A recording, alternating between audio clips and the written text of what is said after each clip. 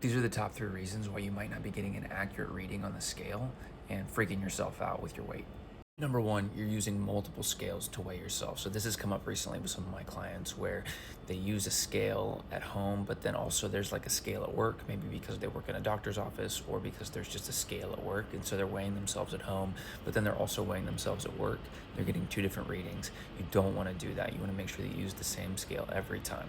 Number two, this might sound super obvious, but I've had people who struggle with this, so I'm gonna say it.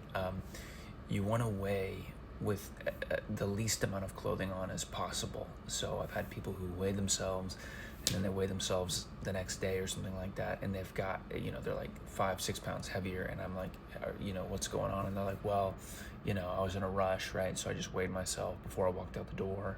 And I was like, oh, well, were you fully clothed and like have shoes on and things like that? And they were like, yeah. And I was like, well, that's probably why. Third biggest reason is what you eat late at night, especially right before you go to bed. If you have something super salty plus some water, if you have food just like really late at night, you might weigh in the morning and just have extra food in your system, right? So if you get up in the middle of the night and grab a snack because you're hungry or whatever, all that's going to play into your weight being higher the next day. And it's not necessarily fat, it might just be extra food in your system.